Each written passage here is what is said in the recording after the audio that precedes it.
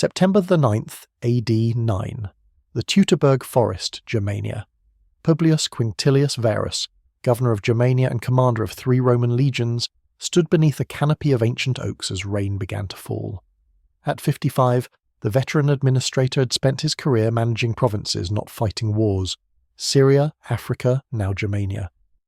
Each posting had been profitable, each departure marked by accusations of corruption that never quite stuck. Now, leading 15,000 of Rome's finest soldiers through the dark German forests, Varus believed he was marching to suppress a minor rebellion. He had no idea he was walking into the most catastrophic military defeat in Roman history, orchestrated by a man he considered a trusted friend. Arminius, the German chieftain riding beside Varus, was 25 years old and a Roman citizen.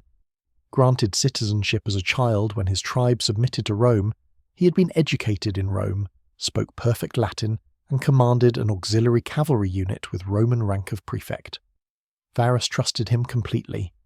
The Roman governor didn't know that Arminius had spent years planning Rome's destruction, that the rebellion they were marching to suppress was fiction, that every German auxiliary in the Roman column was sworn to kill their legionary comrades at the signal, and that 20,000 German warriors were waiting in the forest ahead. What happened over the next 3 days would haunt Rome for centuries. 3 entire legions, the 17th, 18th, and 19th, along with 6 cohorts of auxiliaries and 3 cavalry wings, roughly 20,000 men, would be systematically annihilated. Not defeated in honourable battle, but butchered in a carefully orchestrated ambush that exploited every Roman weakness.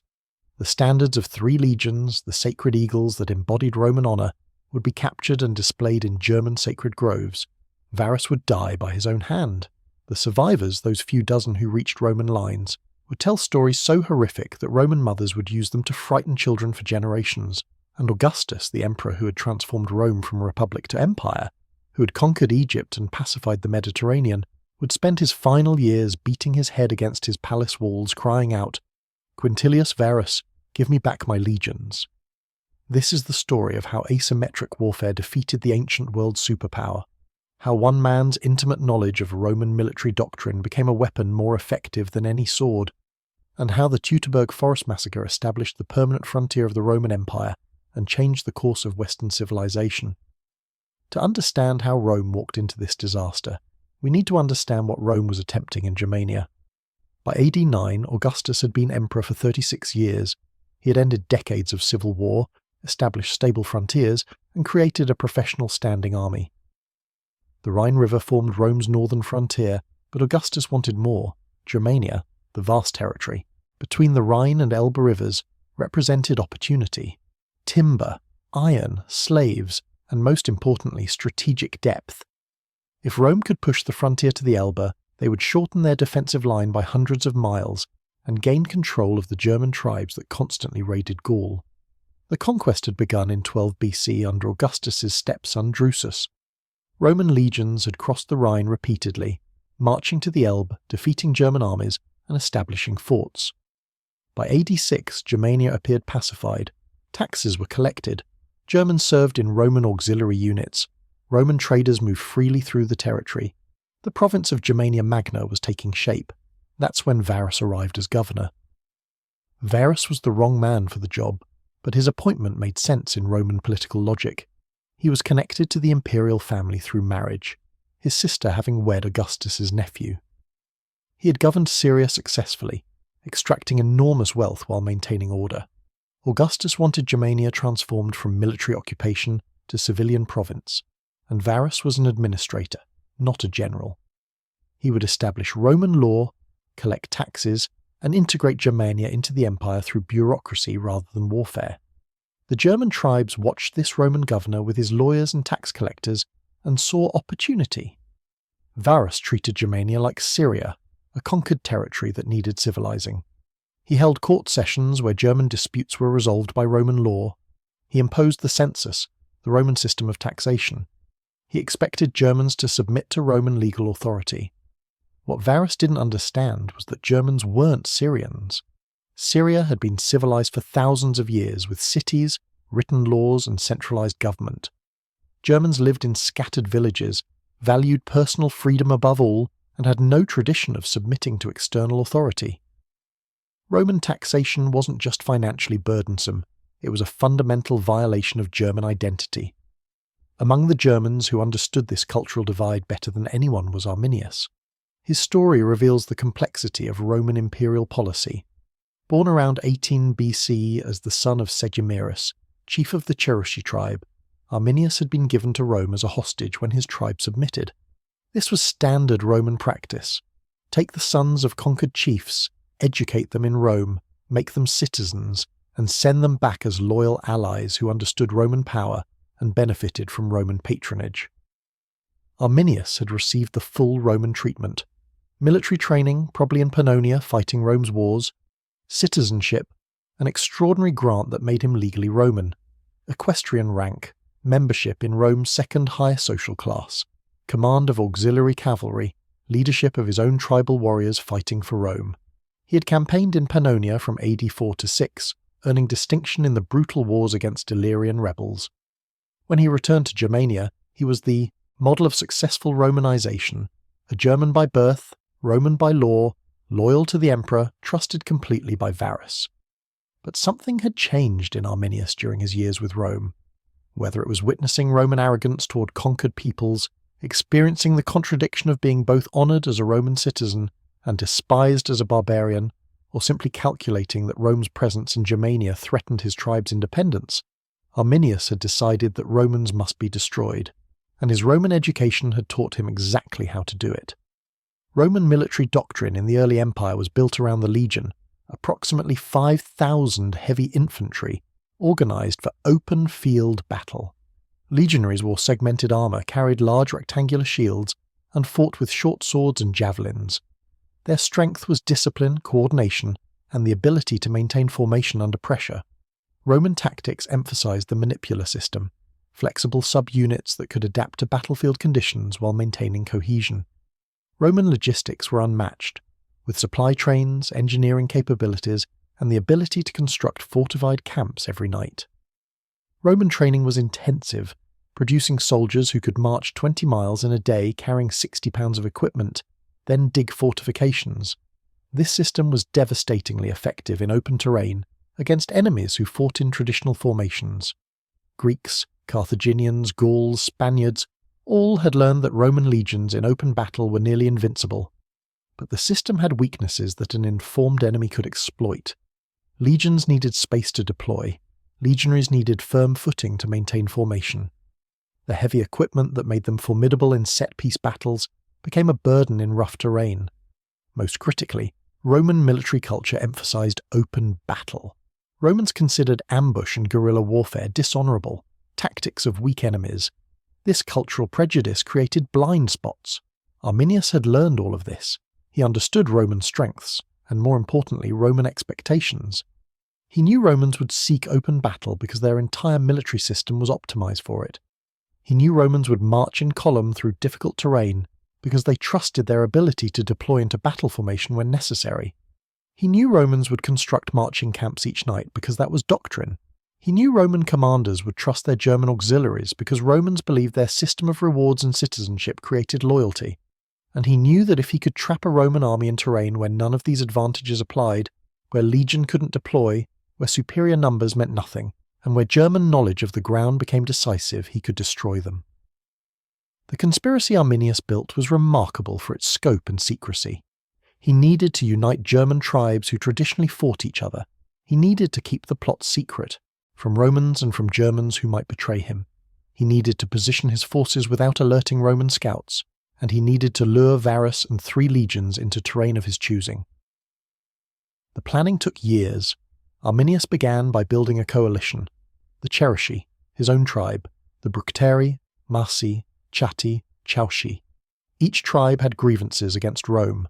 Some resented taxation, some had land claims displaced by Roman settlements, some simply valued their independence. Arminius moved among them, speaking in Germanic tongues that Romans couldn't understand, building consensus. The tribal councils were conducted in sacred groves far from Roman forts, with elaborate precautions against Roman intelligence. The conspiracy grew, eventually encompassing most of the tribes between Rhine and Elbe. The operational planning was meticulous. Arminius needed terrain that would neutralize Roman advantages. Too open, and the legions would deploy for battle. Too rough, and they wouldn't enter. The Teutoburg Forest, the Kalkriesniveda Depression, offered perfect conditions. A natural corridor, a passage through broken ground with hills on one side and marsh on the other, narrow enough to stretch a Roman column into a thin line, rough enough to prevent deployment, and long enough that the entire Roman force would be strung out over miles when the attack began. Arminius knew this ground. He had hunted here. He knew every path, every ridge, every place where warriors could hide. The German preparations were invisible to Roman eyes. Warriors were positioned in the forest days in advance with orders to remain hidden. Supplies were cached. Paths were scouted. The hillside overlooking the corridor was modified. Earth ramparts constructed that Romans would mistake for natural features. These earthworks, discovered by archaeologists in the 1980s, were concealed with vegetation. They provided protected positions for German warriors to attack the column from above, while remaining safe from Roman counterattacks. The engineering was crude by Roman standards but perfectly suited to purpose. The trigger mechanism was clever. Arminius manufactured a rebellion. A real rebellion would have alerted Varus to German hostility. Instead, Arminius brought news to Varus of a minor uprising, a distant tribe refusing to pay taxes, something that required Roman military response but didn't suggest coordinated resistance. The location was carefully chosen, requiring Varus to march through the Teutoburg Forest. The timing was perfect, late summer AD 9, when the campaigning season was ending and Varus was preparing to move his legions to winter quarters along the Rhine. Varus believed Arminius completely. Why wouldn't he? Arminius was a Roman citizen and officer. He commanded auxiliary cavalry units accompanying the column. His tribe, the Cherusci, had been allies for years. His father, Segimirus, held Roman citizenship. Arminius himself had fought for Rome in Pannonia, proving his loyalty in the hardest school possible. When Arminius brought news of rebellion and offered to guide the legions to suppress it, Varus had no reason for suspicion. One Roman did suspect. Segestes, a rival German chieftain who also held Roman citizenship, came to Varus before the march and warned him that Arminius was plotting rebellion. Segestes urged Varus to arrest Arminius and other German leaders immediately. This warning should have been decisive. Segestes was credible, connected, and had no obvious motive for false accusation. But Varus dismissed him. Perhaps Segestes was motivated by personal rivalry with Arminius, who had eloped with Segestes' daughter against her father's wishes. Perhaps Varus couldn't believe that his friend, his Roman officer, his model of successful integration, could betray him. Perhaps administrative mindset couldn't imagine military conspiracy. Whatever the reason, Varus rejected Segestes' warning and continued preparations for the march. The Roman column that departed summer camp in early September AD 9 was massive. 3 legions formed the corps, the 17th, 18th, and 19th. Each legion comprised about 5,000 legionaries, organised into 10 cohorts. Each cohort was divided into sentries of approximately 80 men. The legionaries wore lorica segmentata, the distinctive segmented armour, and carried gladius, scutum, and pilum. They were professional soldiers, most with years of service, veterans of campaigns in Germania and elsewhere.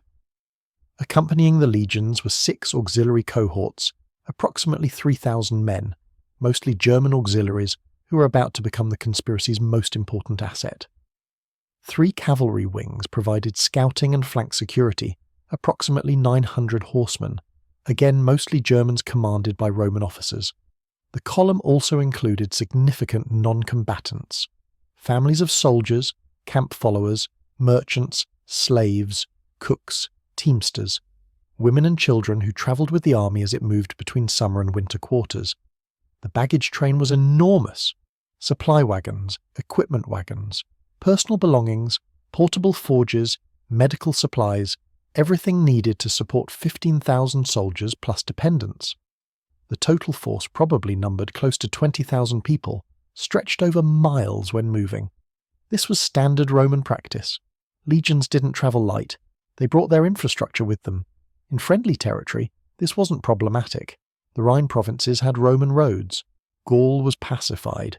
But in Germania, away from the Rhine, there were no Roman roads.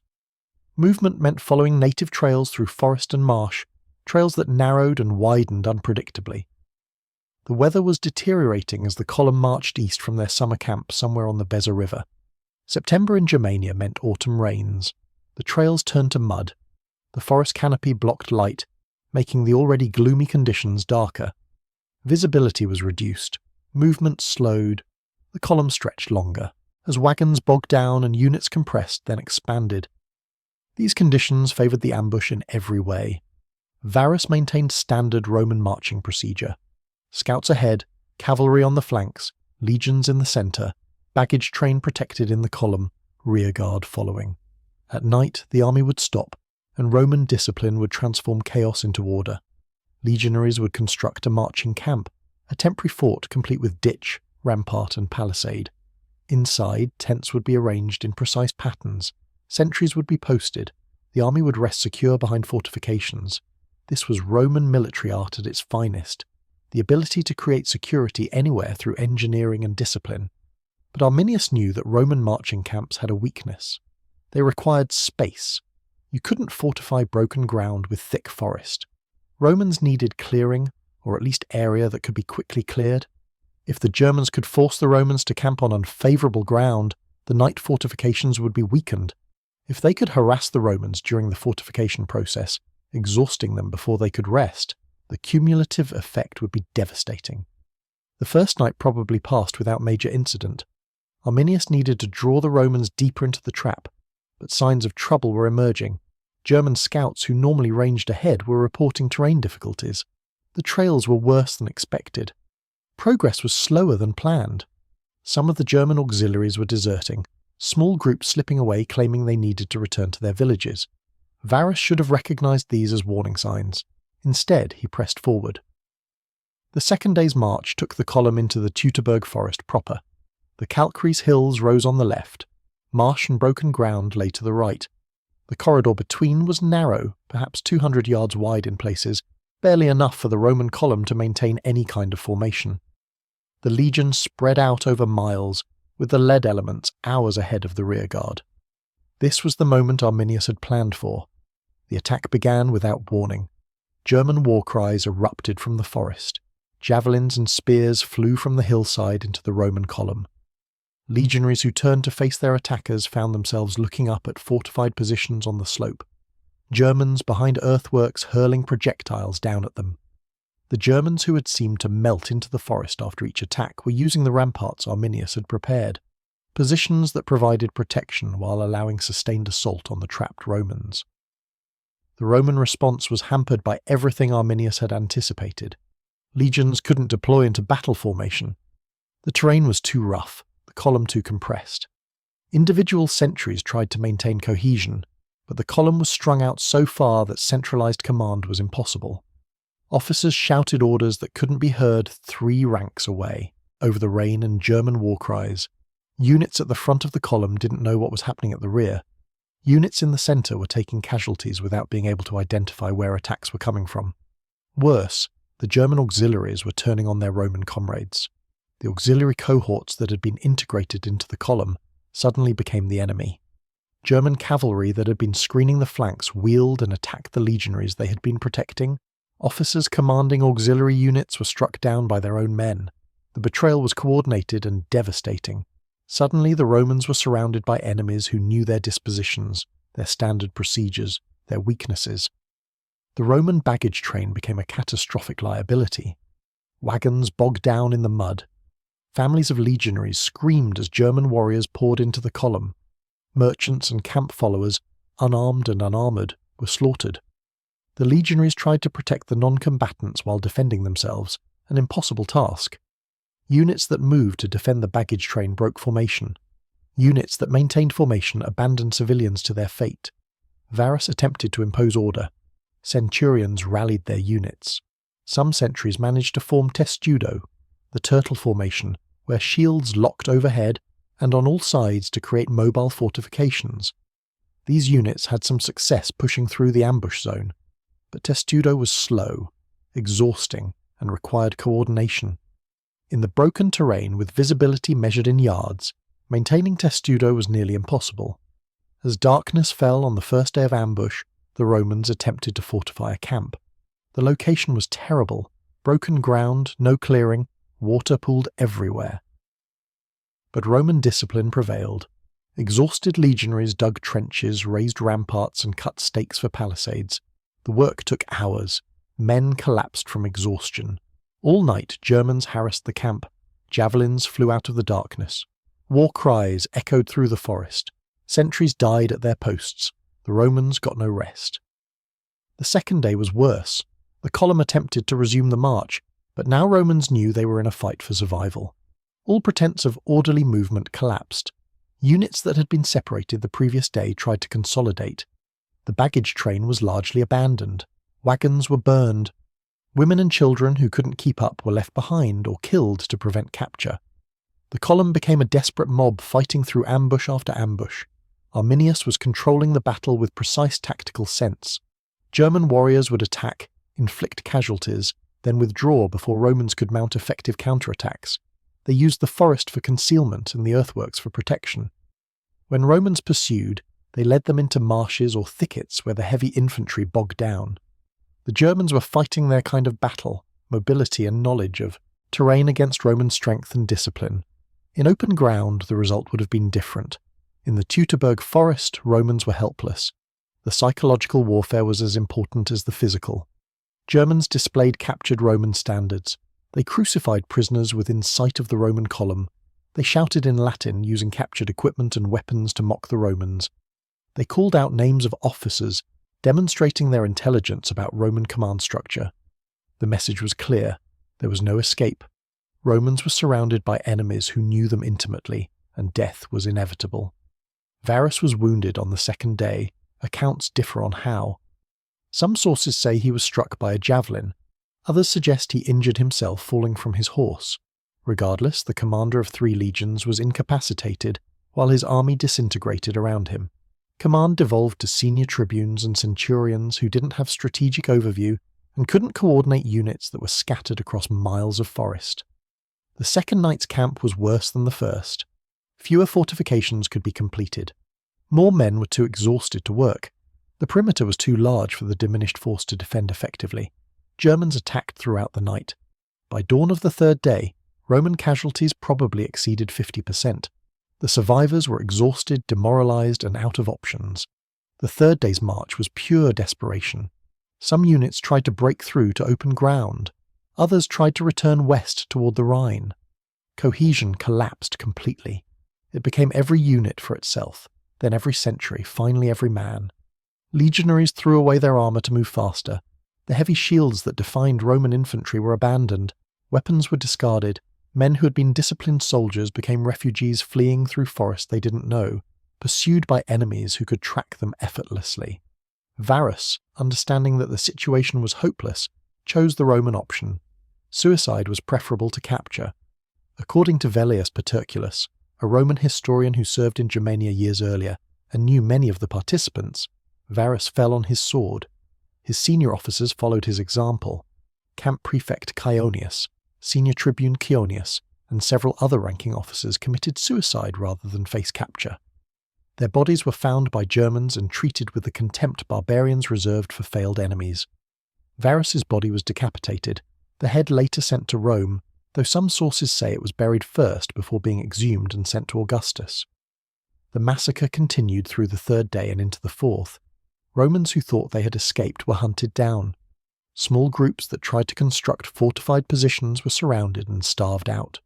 Some legionaries were captured and tortured to death in German sacred groves, sacrifices to Germanic gods. The specifics are too horrific to recount in detail, but Roman sources describe crucifixions, burnings, and ritual dismemberments designed to maximize suffering. A few Romans escaped. Small groups reached the Rhine, straggling into Roman forts with stories of the disaster. Perhaps a few dozen survivors from 20,000 people. The standards of 3 legions, the sacred eagles that were supposed to be defended to the death, were captured. The 17th, 18th, and 19th legions ceased to exist. Their numbers would never be reused. For the rest of Roman history, these legion numbers remained retired, a permanent memorial to the Teutoburg disaster. The battlefield itself became a charnel house. Thousands of bodies lay unburied. Armor, weapons, coins, personal effects scattered through miles of forest. Germans collected Roman equipment, burying some pieces in peat bogs as offerings to their gods. The site would remain undisturbed for nearly 2,000 years, until archaeologists in the 1980s began uncovering physical evidence of the battle. The archaeological finds at Calcarees confirmed what ancient sources described. Thousands of Roman artifacts scattered over miles, coins dating to the reign of Augustus, legionary equipment, helmets, armor plates, weapons, personal items, medical instruments, writing tablets, jewelry. The earthworks Arminius had constructed were still visible as soil features. The distribution of artifacts showed the path of the Roman column and where major fighting occurred. The physical evidence matched written accounts, validating the historical record of systematic annihilation. When news reached Rome, the reaction was panic. Augustus, now 71 years old, had ruled for nearly 4 decades. He had restored order after civil war, established stable frontiers, and created an era of prosperity. The loss of 3 legions was a strategic disaster. Rome's total military force was approximately 28 legions. Losing 3 represented more than 10% of Roman military power, removed instantly. The psychological impact was worse. Romans hadn't experienced a defeat of this magnitude in living memory. The last comparable disaster was Curry in 53 BC, where Crassus lost 7 legions to the Parthians, but that was 2 generations earlier. Augustus reportedly went into mourning, refusing to cut his hair or beard for months. He would bang his head against the palace walls, crying, "Quintilius Verus, give me back my legions." The emperor understood the political implications. His entire imperial system was built on military success and frontier security. The Teutoburg massacre exposed Roman vulnerability. If 3 legions could be destroyed in Germania, what about other frontiers? Could the same happen in Pannonia, Syria, Africa? Augustus had to respond decisively, but he also had to recognize limitations. The immediate Roman response was defensive. Tiberius, Augustus's stepson and designated heir, was sent to Germania with reinforcements. But Tiberius didn't attempt to reconquer lost territory. Instead, he secured the Rhine frontier, establishing permanent legionary bases at Vetera, Mogontiacum, and other key locations. The Rhine became the permanent frontier, a decision that would shape European history. Germania east of the Rhine would remain unconquered. The tribes independent, their territories evolving eventually into the Germanic kingdoms that would transform into modern Germany. Arminius became a hero to Germans and a villain to Romans. He had achieved what no enemy had managed since Hannibal, a strategic defeat of Rome that changed imperial policy. But his victory was also his undoing. The coalition he built fell apart after defeating Rome. German tribes returned to their traditional rivalries. Arminius tried to establish paramount leadership over the German tribes, styling himself as king. His own people rejected this. Germans valued individual freedom and resisted centralized authority. In AD 21, Arminius was assassinated by relatives who feared his ambitions. He was 37 years old. The Roman response to Teutoburg was revenge expeditions. Germanicus, Tiberius's nephew, led massive punitive campaigns between AD 14 and 16. Roman legions crossed the Rhine, fought Germans in set-piece battles, and recovered 2 of the Lost Eagle standards. The expeditions were militarily successful, demonstrating that Rome could defeat Germans in open combat. But they didn't reconquer Germania. The cost was too high, the strategic value too limited. Tiberius, who became emperor after Augustus died in AD 14, eventually ordered Germanicus to halt operations. The Rhine would remain the frontier. The long-term consequences of Teutoburg shaped Western civilization. Because Rome didn't conquer Germania, the Germanic tribes remained independent, maintaining their languages, customs, and identities. When the Roman Empire eventually fell, these Germanic tribes, Goths, Vandals, Franks, Saxons, filled the vacuum. Modern Germany, France, England, all emerged from this Germanic world that Rome failed to conquer. If Varus had not marched into the Teutoburg Forest, if Arminius had remained loyal, if Germania had become a Roman province, European history would have been fundamentally different. The Teutoburg Forest massacre demonstrated the limits of Roman military power. Legions were invincible in open battle against conventional enemies, but asymmetric warfare, ambush, guerrilla tactics, and intimate knowledge of terrain could neutralize Roman advantages. Later enemies would learn this lesson. Parthians in the east, Dacians in the north, eventually the Goths and Huns who would bring down the Western Empire. All understood that avoiding open battle and exploiting Roman weaknesses was the path to victory. The massacre also revealed Roman cultural blindness. Romans believed their system of citizenship and integration created loyalty. Arminius proved that education and citizenship didn't guarantee allegiance. Identity, culture, and personal calculation could override institutional loyalty. Romans had assumed that Germans honoured as citizens and officers would remain loyal. The betrayal forced Romans to recognize that their imperial system had limits. Militarily, Teutoburg demonstrated the importance of intelligence and understanding your enemy. Arminius's entire strategy depended on knowing Roman doctrine better than Romans knew German capabilities. He understood that Romans expected open battle and would march confidently through hostile territory, trusting their ability to deploy when needed. He exploited this expectation perfectly. The lesson, your enemy's knowledge of your methods can be your greatest vulnerability, remains relevant in military thinking. The psychological impact on both sides lasted generations. Germans remembered Teutoburg as proof that Romans could be defeated. The memory sustained German resistance for centuries. Romans remembered it as a cautionary tale about overconfidence and the dangers of trusting conquered peoples. The legions that subsequently guarded the Rhine frontier maintained vigilance that bordered on paranoia. They understood they were not invincible. Modern Germany has claimed Arminius as a national hero. In 1875, the Hermannsdenkmal, a massive statue of Arminius, was erected near Detmold, not far from the presumed battle site. The monument depicts Arminius raising his sword, symbolizing German resistance to foreign domination. During German unification in the 19th century, Arminius became a symbol of Germanic unity and strength. Nazi Germany later appropriated this symbolism, presenting Arminius as a proto-Nazi resisting foreign contamination. This politicization has complicated modern German relationship with the historical figure. The actual battle site remained unknown for centuries.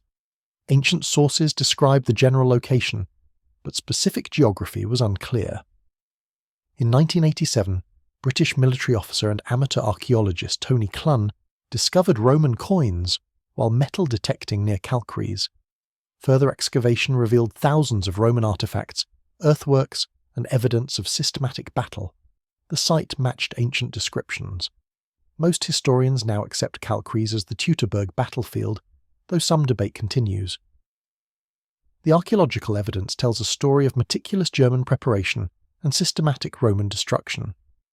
The earthworks were sophisticated defensive positions. The distribution of Roman equipment shows the column's path and where fighting was heaviest. Personal items, medical instruments, and jewellery indicate non-combatants were present and killed. Weapons found include pila, gladi, and armour plates, standard legionary equipment. German weapons are scarce, suggesting Germans recovered their dead and equipment while leaving Roman material. Forensic analysis of bone fragments found at Calcaries indicates violent trauma. Skulls show evidence of execution-style killing. Some bones display marks consistent with ritual sacrifice. The evidence supports ancient accounts of captured Romans being tortured to death in religious ceremonies. The finds also include mule bones, confirming the presence of baggage trains and equipment from all three legions, proving that entire formations were destroyed at this location. The human cost of Teutoburg was catastrophic on an individual level. 15,000 legionaries, men who had volunteered for 20-year military service, died over 3 days. Each had a name, a family, a story. Many were veterans of previous campaigns. Some were new recruits on their first posting. All died far from home, killed in ambush by an enemy they had been taught to despise as primitive. The non-combatants, wives, children, merchants, slaves, numbered in the thousands. Their deaths are barely mentioned in ancient sources, but archaeological evidence confirms they died alongside the soldiers. For the families in Italia and the provinces, the news would have been devastating. Letters stopped arriving. Pay ceased. The eventual confirmation that entire legions had been annihilated meant thousands of families received no bodies, no proper burial, no closure. In Roman culture, where proper funeral rites were essential for the afterlife, This lack of burial was a spiritual catastrophe added to the personal tragedy. The Teutoburg Forest massacre stands as one of history's most successful ambushes. Arminius achieved tactical surprise, strategic position, and complete victory through understanding his enemy better than they understood him. He used Roman training, Roman assumptions, and Roman arrogance as weapons. He demonstrated that technological and organizational superiority could be neutralized by terrain, tactics, and treachery. The battle changed both civilizations. Rome became more cautious, more defensive, more aware of imperial limits. The Rhine and Danube became permanent frontiers, not temporary boundaries. The dream of unlimited expansion died in the Teutoburg Forest. Germans gained confidence that Rome could be resisted. The independent Germanic world that emerged would eventually transform the Roman world it had refused to join. 2,000 years later, the Teutoburg Forest massacre remains studied in military academies as an example of asymmetric warfare, tactical innovation, and the importance of intelligence. Modern counterinsurgency doctrine recognizes the same dynamics Arminius exploited. Knowledge of terrain, understanding enemy doctrine, and willingness to fight unconventionally can overcome superior force. The lessons learned at a cost of 20,000 Roman lives remain relevant. The battle also raises ethical questions about war and honor. Romans considered ambush dishonorable, the tactic of weak enemies unable to fight properly. Germans saw nothing dishonorable in using every advantage to defend their homeland. This cultural divide in military ethics continues today. When is it legitimate to use asymmetric tactics? When does strategic necessity justify methods that violate enemy expectations? These questions have no simple answers, but they were present in the Teutoburg Forest in AD 9. In the end, the Teutoburg Forest massacre demonstrated that military superiority is contextual. Roman legions were the finest military force of their era in their preferred context: open terrain, set-piece battles, and conventional enemies. But context can be manipulated. An enemy who understands your strengths can create conditions where those strengths become irrelevant. Arminius created conditions where Roman discipline, training, equipment, and tactics meant nothing. In the narrow defiles of the Teutoburg Forest, with rain falling and Germans attacking from concealed positions, Roman military excellence was neutralized. Quintilius Varus marched into the Teutoburg Forest, believing he was suppressing a minor rebellion. He had 3 legions, Roman arms, and the confidence of a superpower. 3 days later, his army was annihilated, his eagles captured, and his head was being sent to Augustus as proof of the impossible. The ungainly German tribes, despised as primitive, had destroyed the best army in the world. They had done it without fighting fair by Roman standards. They had used ambush, betrayal, terrain, and weather as weapons. They had proven that honor in defeat meant nothing compared to victory through cunning. The Teutoburg Forest was never Romanized. The trees that witnessed the massacre remain, or their descendants do. The ground still holds artifacts, buttons and coins and fragments of equipment that once belonged to men who died believing Rome was eternal. Visitors to Calcarees today can walk the battle line, stand where Romans stood, look up at the hillside where Germans attacked from earthworks still visible as subtle rises in the ground. The site is quiet now. No thunder of shields, no screams, no war cries, just German forest, ancient and dark, keeping its secrets. The place where an army won without fighting fair and changed history by refusing to lose with honor. The aftermath of the Teutoburg Forest massacre created a power vacuum in Germania that Arminius struggled to fill. His coalition of tribes, united by hatred of Rome and fear of conquest, began fracturing almost immediately after the victory. The Cherusci, Arminius's own tribe, were divided. His father-in-law Segestes, who had warned Varus about the conspiracy, remained pro-Roman and actively worked to undermine Arminius's authority. Other tribal leaders who had fought alongside Arminius now saw him as a threat to their own power. The German political landscape, which had briefly achieved unity against a common enemy, returned to its natural state of fragmentation and rivalry. Arminius's personal life became entangled with politics in ways that weakened his position. His wife Thusnelda, Segestes' daughter, whom he had married against her father's wishes, became a weapon in the power struggle. In AD 15, Segestes, besieged by Arminius's forces in his own stronghold, appealed to Rome for help. Germanicus, leading Roman revenge expeditions, rescued Segestes and captured Thusnelda, who was pregnant with Arminius's child. She was taken to Rome as a prisoner, displayed in Germanicus's triumph, and spent the rest of her life in captivity. Her son, Arminius's child, was raised in Ravenna, never knowing freedom or his father. This personal tragedy was also political defeat. Arminius couldn't protect his own family, undermining his claim to leadership. The Roman revenge campaigns led by Germanicus between AD 14 and 16 were massive military operations designed to restore Roman honour and punish German tribes. Germanicus commanded 8 legions, approximately 40,000 legionaries, plus equal numbers of auxiliaries. This force, nearly triple what Varus had commanded, crossed the Rhine repeatedly, seeking decisive battle.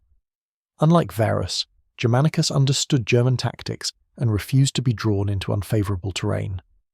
Roman forces moved with overwhelming strength, constructing fortified supply bases, using riverine transport to avoid forest trails, and engaging only when conditions favoured Roman arms. The campaign's first major action was the recovery of Varus's battlefield. 6 years after the massacre, Roman soldiers entered the Teutoburg Forest and found the site undisturbed. Tacitus, the Roman historian whose father-in-law Agricola served in Germania, described the scene based on eyewitness accounts. Bones lay scattered across miles of forest, white and weathered, marking where Romans had fallen. Skulls were nailed to trees, German religious offerings. Half-buried equipment rusted in the mud. The remains of the fortified camps were still visible, pathetic earthworks that had provided no protection. Roman soldiers, many of whom had friends or relatives in Varus's legions, wept as they gathered bones for burial. Germanicus ordered a burial mound constructed, the first funeral rites for men who had been denied proper Roman burial. The emotional impact on Roman soldiers was profound. These were professional legionaries who understood that they could die in battle. But the evidence of massacre, these scattered bones, the crucifixion sites, the signs of torture and desecration, this went beyond acceptable military death. It was annihilation, humiliation, sacrilege. The rage this generated became a weapon Germanicus could wield. Roman soldiers fighting in Germanicus's campaigns weren't just following orders. They were avenging comrades and restoring honour. Germanicus's strategy was systematic destruction. Roman columns would advance into German territory, burn villages, slaughter livestock, destroy crops, and withdraw before Germans could mount effective resistance. When Germans did offer battle, Roman forces had overwhelming numerical and tactical advantage. At Edistaviso in AD 16, Germanicus caught Arminius's army in open terrain near the Weser River. The battle was everything Teutoburg wasn't. Romans deployed, in proper formation, legions in the centre, auxiliaries on flanks, cavalry ready to exploit breakthroughs. Germans fought bravely, Arminius personally leading charges, his body bearing multiple wounds by battle's end. But courage without discipline and numbers couldn't overcome Roman professional military excellence in conditions that favoured their system. Germans suffered catastrophic casualties. Tacitus claims 10,000 Germans died with minimal Roman losses. The Angevarian wall battle shortly after Edistaviso was equally decisive. Germans attempted to make a stand behind fortifications, earthen ramparts reinforced with timber, positions reminiscent of what had worked at Teutoburg. But Germanicus had learned. Roman forces didn't obligingly march into the killing zone. Instead, they brought up artillery, ballistae, and catapults that pounded German positions from range. When assault came, it was coordinated, legions attacking simultaneously at multiple points with auxiliary archers providing suppressing fire. Germans broke and fled. Roman cavalry pursued, turning retreat into rout. Again, casualties were overwhelmingly German. These battles demonstrated what Teutoburg had proven in reverse. Context mattered. In terrain of Roman choosing, with proper deployment and numerical superiority, legions were devastating. Germans who had massacred Varus's men found themselves helpless against Germanicus's legions. The tactical lessons of asymmetric warfare worked both ways.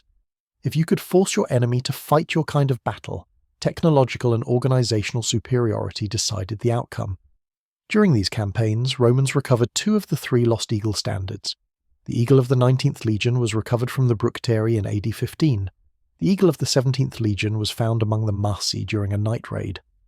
These recoveries were emotionally significant. though militarily meaningless. The eagles were religious symbols, embodiments of Jupiter and Roman honour. Their recovery suggested divine favour had returned to Roman arms. Soldiers who participated in the recoveries received honours and bonuses. The eagles were returned to Rome in triumph, displayed in temples, proof that Roman honour could be restored even after catastrophic defeat. The eagle of the 18th Legion remained lost. Despite extensive operations, Germanicus never located it. The mystery of its location became a minor obsession for Roman commanders. Some sources suggest it was recovered later during operations under Tiberius, but confirmation is lacking. The missing eagle stood as permanent reminder that Teutoburg's humiliation couldn't be completely erased. Despite military success, Germanicus's campaigns didn't reconquer Germania. Tiberius, who had become emperor after Augustus's death in AD 14, grew increasingly concerned about cost and strategic value. The campaigns were enormously expensive. 8 legions operating across the Rhine required massive logistical support. Supply lines stretched hundreds of miles. Roman forces were suffering casualties not from German resistance but from disease, accidents, and the harsh German climate. A significant portion of Germanicus's fleet was destroyed by storms in AD 16, with thousands of soldiers drowned or lost. More fundamentally, Tiberius questioned what Rome was achieving. German tribes could be defeated in battle, but they couldn't be conquered. They would scatter after defeat, regroup and resume resistance. There were no German cities to capture, no centralized government to negotiate with, no infrastructure to seize. Conquering Germania meant garrisoning thousands of square miles of forest and marsh, maintaining permanent military presence among hostile populations that offered minimal economic value. The cost-benefit analysis didn't justify continued operations. In AD 16, Tiberius recalled Germanicus. The official reason was reassignment to the eastern provinces where Germanicus's talents were needed. The real reason was strategic reassessment. Rome would not attempt to conquer Germania east of the Rhine. The river would be permanent frontier, defended by 8 legions in permanent bases. Future operations would be punitive raids and defensive responses to German incursions, not conquest. This decision, direct result of Teutoburg's lessons, established European geography for centuries. Arminius survived the Roman revenge campaigns but couldn't convert military success into political power. His attempt to establish kingship over German tribes failed completely. Germans who had united against Rome refused to submit to Arminius's authority during peace. Tribal leaders who had followed him against Varus now saw him as would-be tyrant. The Cherusci themselves divided into pro- and anti-Arminius factions. His brother Flavus, who had remained loyal to Rome, commanded auxiliary forces for Germanicus and fought against Arminius at Edista Visso. The two brothers met between battle lines, shouting accusations across the river. Flavus called Arminius traitor. Arminius called Flavus slave. Neither could convince the other. Their personal split reflected broader German divisions that made unified political structure impossible. The assassination of Arminius in AD 21 was carried out by his own relatives. Sources don't specify exactly who. The motive was clear. Arminius's ambitions threatened traditional German political culture. He wanted centralized authority. Germans valued individual freedom and tribal autonomy. His attempt to create paramount chieftainship, essentially monarchy, violated German values. His relatives killed him to preserve traditional system. He was 37, 12 years after his greatest victory, dying at the hands of his own people because his vision of united Germania was as foreign to Germans as Roman rule. Tacitus, writing a century later, offered an epitaph. Arminius was unquestionably the liberator of Germania. He challenged Rome not in its infancy but at the height of its power. He won battles and lost others but never lost a war. He lived 37 years, ruled for 12. German tribes still sing of him. Greek historians ignore him, as Greeks admire only their own. Romans give him less honour than he deserves because we were conquered by his success. This assessment from a Roman senator and historian acknowledged what Rome had trouble admitting. Arminius had defeated Rome strategically, forcing permanent abandonment of expansion beyond the Rhine. The German tribes Arminius had briefly united returned to traditional patterns, intertribal warfare, raids, alliances and betrayals, the normal chaos of Germanic political life.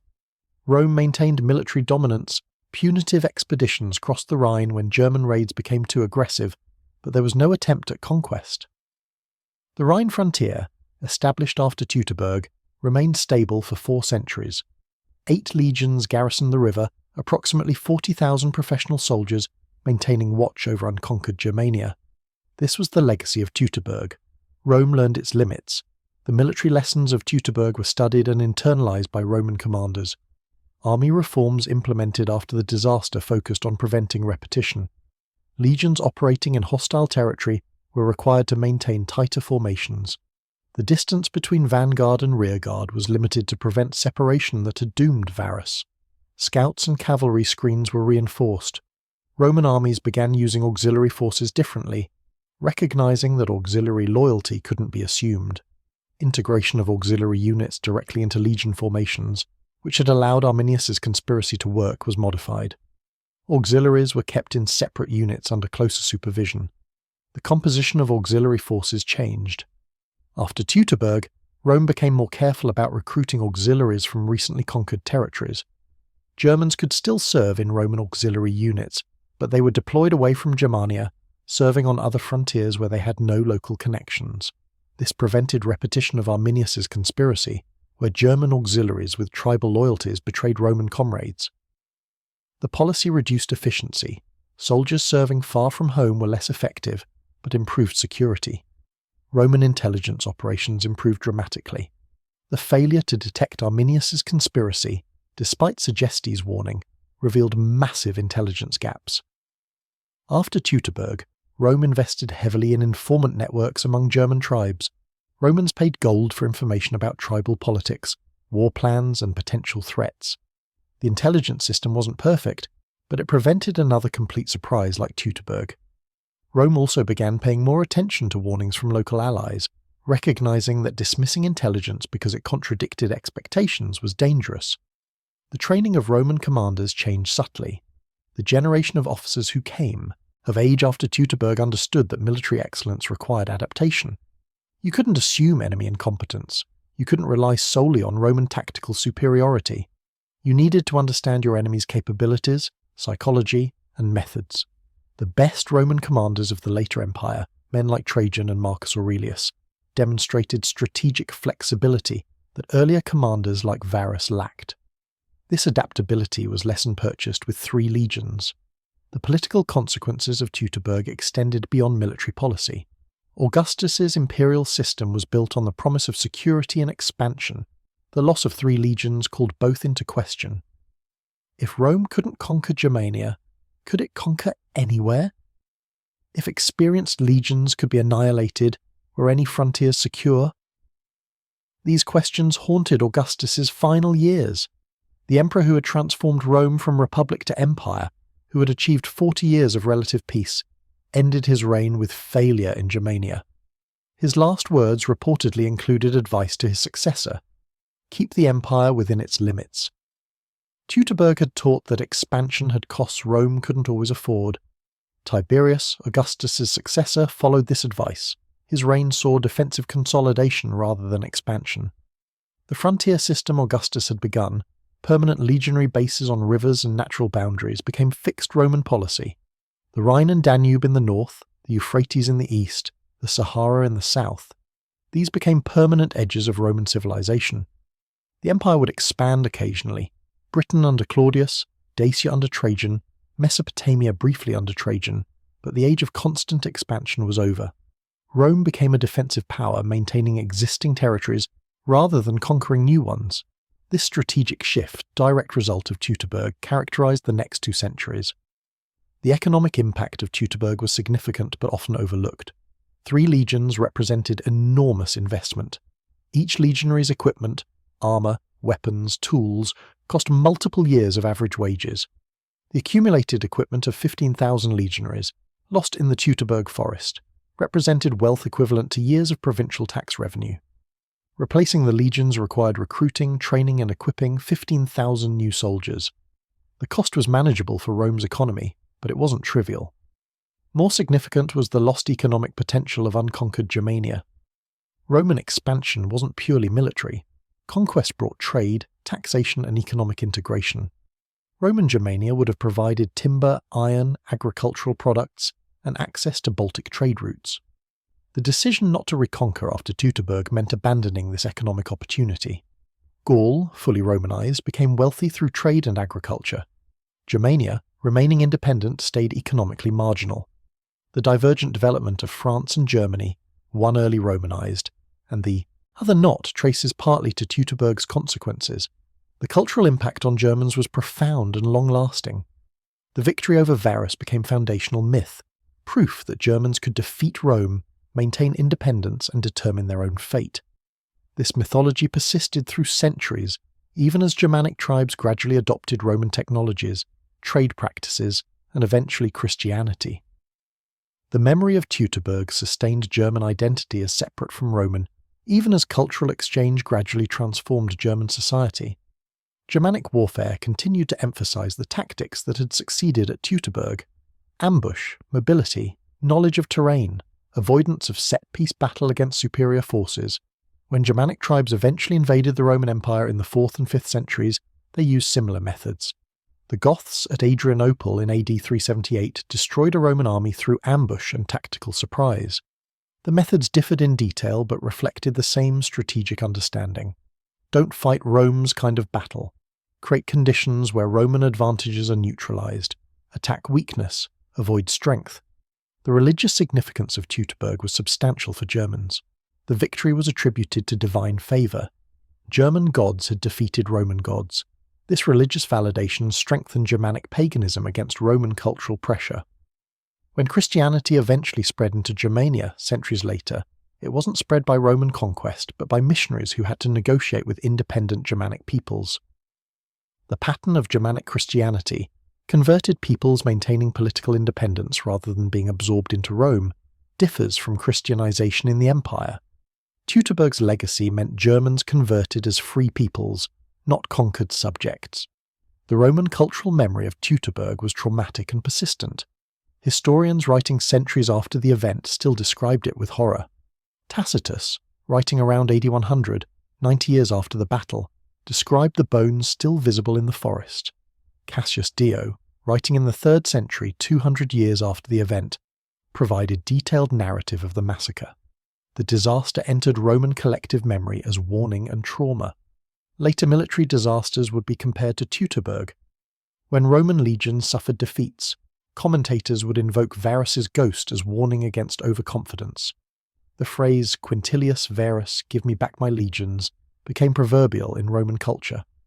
It was used to criticize commanders who suffered defeats, to warn against risky military operations, and to remind Romans that even the greatest empire could suffer catastrophic failure. The phrase appeared in political speeches, historical writings, and popular culture. It encapsulated Roman anxiety about imperial limits and military vulnerability. The artistic representations of Teutoburg in Roman culture are mostly lost, but literary references suggest the battle appeared in poetry, drama, and visual art. Augustan propaganda after the disaster tried to minimize its significance, emphasizing subsequent Roman victories. But the cultural impact couldn't be erased. Romans knew that 3 legions had been destroyed, that German tribes remained unconquered, and that empire had limits. This knowledge tempered Roman triumphalism and introduced element of vulnerability into imperial ideology. The contrast between Roman and German memories of Teutoburg reveals different cultural values. Romans remembered it as disaster, failure, and humiliation. Germans remembered it as victory, liberation, and validation. Neither memory was entirely accurate. The battle was decisive tactically, but not strategically.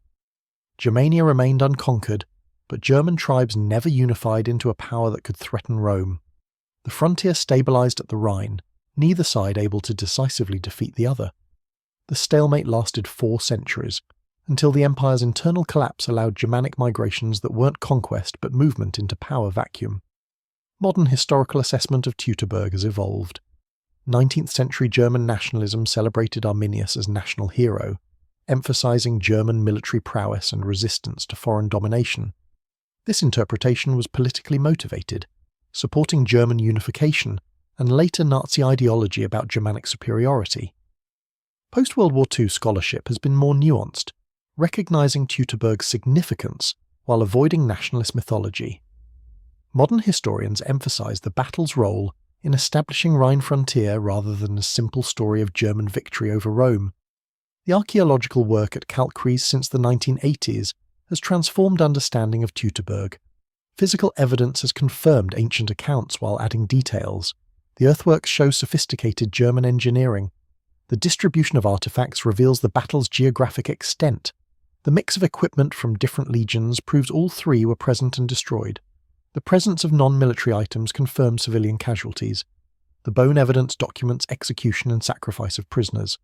Archaeology has turned Teutoburg from literary account into physical reality, a tangible place where specific events occurred.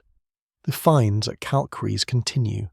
Modern archaeological techniques, ground-penetrating radar, metal detection, soil analysis reveal new details annually. Each season brings new artifacts, more bone fragments, additional evidence of the massacre. The site has become a major archaeological project and historical museum. Visitors can walk reconstructed earthworks, see artifacts, and understand how the ambush functioned. The physical site makes the battle comprehensible in ways ancient texts alone cannot. The question of whether Teutoburg was historically decisive remains debated.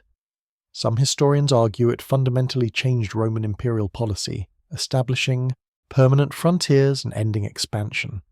Others suggest Teutoburg simply confirmed strategic realities that were already apparent. Germania offered limited economic value. The terrain and tribal structure made conquest impractical. Rome would have abandoned expansion into Germania eventually, regardless of Teutoburg. The battle accelerated this decision but didn't create it. The counterfactual question is fascinating. If Varus had heeded Segestes' warning and arrested Arminius, if the conspiracy had been discovered before the march, if the ambush had failed, would Germania have been conquered? Possibly. Without Teutoburg's trauma, Rome might have committed to longer conquest campaign. More legions, better logistics, sustained operations over decades might have achieved what Germanicus's brief campaigns couldn't. Roman Germania would have looked like Roman Gaul, urbanized, Romanized, integrated into imperial economy. Modern Germany might speak a Romance language descended from Latin. The historical divergence between France and Germany might not exist. Alternatively, Germanic resistance might have continued regardless. Teutoburg succeeded because it exploited Roman vulnerabilities inherent to the military system. Those vulnerabilities would have existed even without Arminius.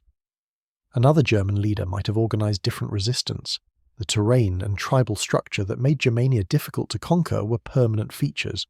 Rome might have suffered different defeats, achieved partial conquests, but still concluded that Germania wasn't worth the cost. Teutoburg might have been inevitable, different in details but similar in outcome. The human drama of Teutoburg transcends military history.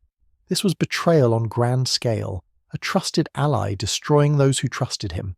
Arminius's decision to turn against Rome, to massacre men he had served with, to exploit the trust Roman officers placed in him, was calculated and cold. His Roman education and citizenship weren't failures of Romanization. They were tools he used to destroy Romans more effectively. This raises uncomfortable questions about cultural integration, loyalty, and identity that remain relevant.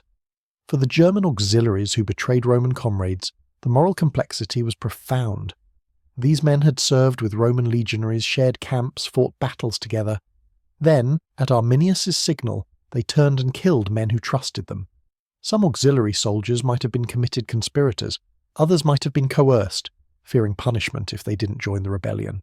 Still others might have been genuinely torn, loyalty to Rome conflicting with tribal identity and German independence. Ancient sources don't record auxiliary perspectives. We only know what they did, not how they felt about doing it. For the Roman legionaries, the betrayal was incomprehensible horror. Men they had trained with, joked with, trusted to watch their backs in combat, suddenly became enemies. The psychological impact might have been worse than the physical danger. Roman military culture emphasized unit cohesion and loyalty. The betrayal violated fundamental assumptions about military brotherhood. Survivors who reached Roman lines would have carried trauma not just from the battle but from the betrayal. Trust in auxiliaries was permanently damaged. The families of Teutoburg victims carried generational trauma. Children grew up knowing fathers had died in ambush, massacred in German forest. Wives became widows overnight when news arrived. The Roman custom of posting casualty lists in the Forum meant everyone knew who had died. Communities lost entire age cohorts of young men. The social impact was comparable to World War I villages that lost their entire generation of young men to trenches. The absence shaped communities for decades. For German families, the victory had costs rarely acknowledged in triumphalist accounts. Arminius's coalition suffered casualties at Teutoburg, though ancient sources don't provide numbers. More significantly, the Roman revenge expeditions killed thousands of Germans, destroyed villages, and devastated tribal territories. Germanicus's campaigns were genocidal in impact, deliberate destruction of civilian populations to punish German resistance. German villages burned, German crops destroyed, German livestock slaughtered, German children starved in the aftermath of Roman raids. The victory at Teutoburg brought catastrophic Roman retaliation. Germans paid for Arminius's success with years of suffering. The long-term trajectory of both civilizations was shaped by Teutoburg in ways both obvious and subtle. Rome became more defensive, more cautious, more aware of limits. This didn't prevent later expansion, but it created strategic culture that emphasized consolidation over conquest. When later emperors contemplated expansion, they faced advisors who invoked Teutoburg as warning. The battle became institutional memory that moderated Roman ambitions. Germania remained fragmented and independent, but couldn't achieve political unity that might have challenged Rome effectively. Arminius's failure to create united German kingdom meant tribes continued fighting each other, rather than organizing sustained resistance against Rome. Had Arminius succeeded politically, building centralized German state, European history would have been radically different. United Germania in the 1st century AD might have become regional power, capable of negotiating with Rome as equal or even conquering Roman territory. Instead, German fragmentation persisted for 18 more centuries until the 19th century. The cultural exchange between Romans and Germans continued despite military stalemate. German warriors learned Roman tactics and incorporated them. Germans began using Roman equipment captured or traded. Germanic languages absorbed Latin loanwords. German tribes traded with Roman merchants. Over centuries, the cultural boundary blurred even as the political boundary remained fixed. By the time the Western Empire collapsed in the 5th century, Germans entering Roman territory weren't pure barbarians invading alien civilization. They were partially Romanized peoples moving into familiar cultural space. The military frontier created by Teutoburg became one of history's great cultural boundaries. The Rhine separated Romanized West from Germanic East, creating divergent development paths that persist today. Western Germany, the Roman provinces, developed urban culture, written law and Romance language that evolved into French. Eastern Germany remained tribal, oral, and Germanic-speaking. When Germany eventually unified in modern era, it inherited this cultural divide. The historical difference between Rhineland Catholicism and Prussian Protestantism traces partly to Roman frontier established after Teutoburg. The enduring fascination with Teutoburg stems from its dramatic reversal of expectations. Rome was the superpower, Germania a barbaric backwater. By all conventional measures, Rome should have conquered Germania as it had conquered Gaul, Spain, and Britain. That it didn't, that 3 legions were destroyed and expansion halted, contradicts the narrative of inevitable Roman victory. Teutoburg demonstrates that superior technology, organization, and resources don't guarantee success. Understanding your enemy, choosing favorable conditions, and fighting smart can defeat superior force. The lessons military professionals draw from Teutoburg remain relevant. Intelligence is critical. Understanding enemy capabilities is essential. Cultural assumptions can be fatal. Overconfidence kills. Don't fight enemies' battle, make them fight yours. These principles, purchased with Roman blood in AD 9, apply to modern asymmetric conflicts. Teutoburg appears in military curriculum at West Point Sandhurst and other military academies as case study in what happens when superior force meets informed resistance in unfavourable terrain. The ultimate assessment of Teutoburg must acknowledge complexity. It was a decisive tactical victory but strategic stalemate. Arminius destroyed 3 legions but didn't drive Rome from Germania because Rome still controlled the Rhine provinces. Rome abandoned conquest but maintained dominant position on the frontier. Germans achieved independence but couldn't achieve unity. Neither side accomplished its maximum objectives. Both sides claimed victory while accepting limitations. For Verus personally, Teutoburg was unmitigated disaster. He failed his emperor, lost his army, and died by suicide in the German forest. His name became synonymous with military failure. Augustus's cry for his legions attached Varus's name to catastrophe for all time. Yet Varus was also victim of impossible situation. He was administrator commanding in military situation, sent to pacify province that wasn't pacifiable, betrayed by ally he had every reason to trust, operating under strategic assumptions that were fundamentally flawed. His failure was personal, but also systemic. Rome's approach to Germania was wrong, and Varus paid the price. For Arminius, Teutoburg was triumph and tragedy. He achieved the greatest German victory over Rome in history. He established Germanic independence for centuries, but he couldn't build united Germania, couldn't protect his family, and died assassinated by his own people. His victory was complete tactically, but incomplete politically. He proved Germans could defeat Rome, but couldn't prove Germans could unite among themselves. His legacy is military genius combined with political failure, a man who could destroy Rome's army but couldn't create lasting German state. 2,000 years later, the Teutoburg Forest stands quiet. The bones are long gone, gathered and buried or dissolved into soil. The artifacts rest in museums, rusted armour and bent weapons testifying to ancient violence. The earthworks are subtle rises in the ground, barely visible unless you know what you're looking for. The forest itself, cut and regrown countless times, bears no visible trace of the massacre. Only the soil remembers, yielding up coins and bones and fragments of equipment when archaeologists dig carefully, evidence that here, in this quiet German forest, an army was destroyed and an empire learned its limits. The Teutoburg Forest massacre remains one of history's most consequential battles. It established permanent frontier of Rome. It validated asymmetric warfare against superior force.